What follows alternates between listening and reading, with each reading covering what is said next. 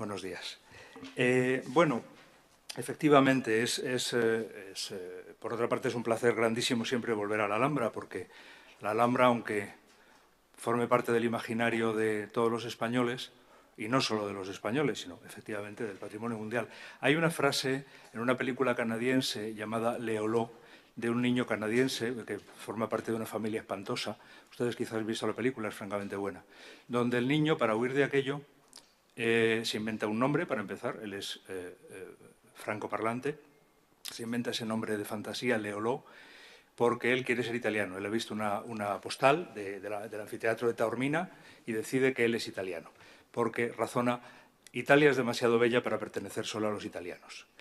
Y un poco esto nos ocurre con estos monumentos, es decir, con la Alhambra, que es la casa donde todos querríamos vivir, todos absolutamente, sin distinción de país, de cultura, ni siquiera de religión y ni siquiera de sexo, lo cual es extremadamente generoso por parte de las mujeres. El Escorial es muy distinto. El Escorial dudo que fuese la casa donde nadie quisiera vivir, a excepción naturalmente de Felipe II y quizá de los 100 frailes que metió allí. Ya saben ustedes que el Escorial continuó siendo, después de Felipe II, no voy a entrar en las características del Escorial, porque entrando lo que le hace indudablemente de valor universal, por supuesto, y un monumento bello, pero hacer una comparación, sería inevitable hacer comparaciones con la Alhambra, y las comparaciones siempre son odiosas. Ya saben, no obstante, que el Escorial, que aquí ven la planta primera y general del edificio publicada por Juan de Herrera, el Escorial, cuya obra duró pues 23 años, es decir, como desde el principio del plan del Albaicín hasta la actualidad, aproximadamente. Pues el Escorial es una creación muy personal de Felipe II, pero continuó siendo utilizado por todos sus sucesores, incluso por la Casa de Borbón, incluso más por los Borbones y desde el principio, desde Felipe V, incluso más por los Borbones que por los Austrias. Porque el Escorial era el cazadero real de otoño. Y Felipe V, que era un hombre enfermo, mentalmente, quiero decir, los españoles tenemos una relación con la historia mala, evidentemente. Para empezar, eso se manifiesta, por ejemplo, en la relación de España con América, ¿no? Conocemos muy poco de América, no somos capaces de distinguir las banderas y cosas así. También tenemos una relación mala con la historia dentro de la península, evidentemente. Y eso lo digo porque, hablando de otra película, que es La locura del rey Jorge, pues los ingleses tienen una relación bastante más desinhibida con su historia. Son capaces de hacer una película interesante y tierna y que te hace al rey simpático sobre Jorge III, que tenía un problema de salud, pobrecito. No es una razón para reírse de él, es una razón más bien para compadecer a una persona, ¿no? Murió, como saben ustedes, pues loco y encerrado. Pero mucho antes se le había manifestado ese problema, y ese problema es el que trata la película, como 30 años antes de morirse. Bueno, pues así como los ingleses tienen esa relación fácil con la historia, los españoles tenemos una relación mucho más acomplejada. Y parte de eso pues hace que no podamos hablar de cosas tales como la locura de Felipe V, que era un hombre con un problema de depresión crónica terrible, lo cual le llevaba a huir de la gente y, por lo tanto, a vivir siempre en el campo y, por lo tanto, incluso a vivir en el Escorial. Es decir, que esta idea que tenemos de, bueno, el Escorial, los Austrias frente a los Versalles borbónicos y tal. No, no, no. Eso no funcionaba así, sino que Felipe V instituye que aquí se pasa la corte 3 meses, aunque se aburriesen profundamente. Los hijos de Felipe V detestaban el Escorial, siguieron yendo, pero en las cartas manifiestan que no les gusta nada. Y el cantante Farinelli, porque también Fernando VI continuó yendo lo mismo, lo definió como un sacro por Chile, una cochiquera sagrada. Pero se siguió utilizando como residencia de la corte. Es decir, la primera cuestión que les quisiera subrayar aquí, en este Palacio Real de la Casa Real Nueva, por contraposición a la Casa Real Vieja de la Alhambra, es que hay un parentesco con la Alhambra por el origen real, por el uso real. El Escorial es uno de los palacios reales, a la vez es una fundación religiosa real, un patronato real, y, por lo tanto, forma parte de un conjunto de monumentos que eran los palacios de cada reino. palacios que formaban parte de lo que se llamaba el patrimonio real o patrimonio de la corona. Parte de ese patrimonio de la corona era también la Alhambra de Granada, igual que el Museo del Prado.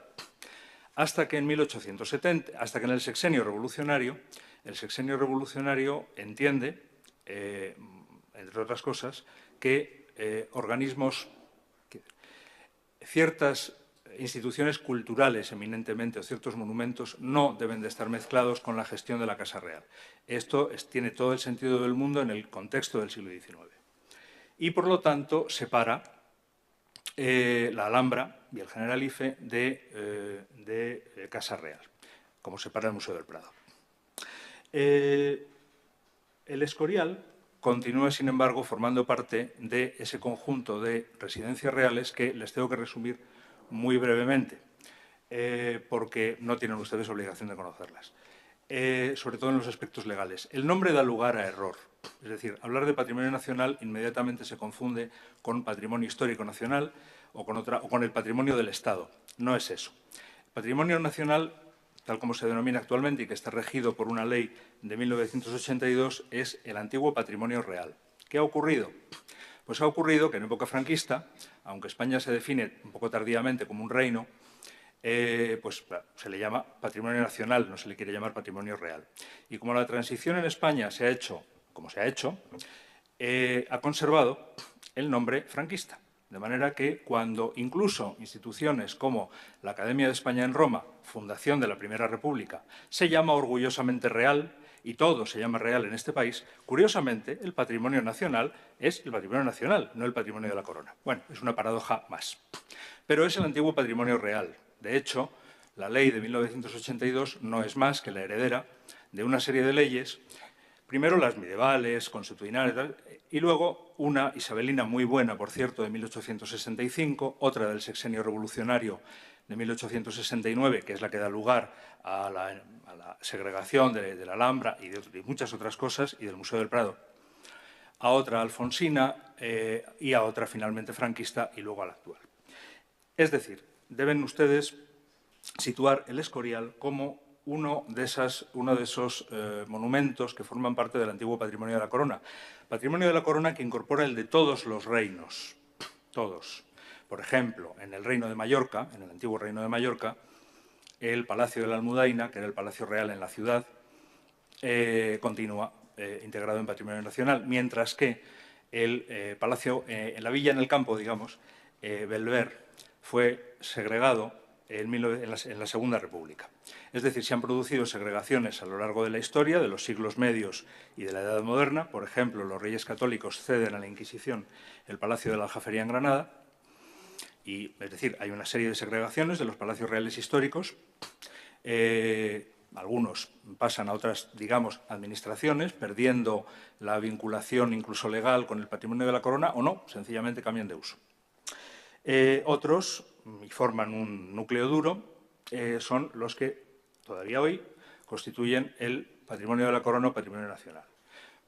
Fundamentalmente, el Palacio de Madrid y los 4 sitios por donde estacionalmente rotaban los monarcas, es decir, el Pardo a partir de enero en invierno, Aranjuez en primavera, la Granja de San Ildefonso, antes Balsaín, en verano, y el Escorial en invierno. Digo esta generalidad como presentación porque si no hay ciertas cosas que no se entenderían.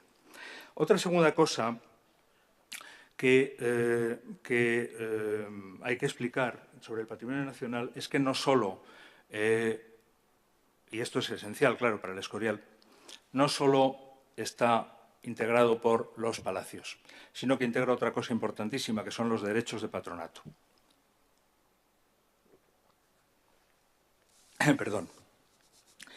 Los derechos de patronato real sobre fundaciones eclesiásticas, sobre determinadas fundaciones eclesiásticas, porque la Casa Real, en el siglo XIX, al producirse la desamortización, no hizo un uso extensivo de cuáles eran los derechos de patronato, como no los hicieron muchas casas nobiliarias. Por ejemplo, en Granada, los duques de Sesa no reclamaron el patronato de la Capilla Mayor de San Jerónimo.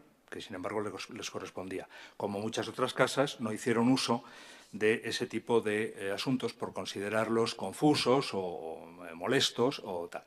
Canadiense, que forma parte de una familia espantosa, ustedes quizás han visto la película, es francamente buena, donde el niño, para huir de aquello, se inventa un nombre, para empezar, él es francoparlante, se inventa ese nombre de fantasía, Leoló, porque él quiere ser italiano. Él ha visto una postal del anfiteatro de Taormina y decide que él es italiano.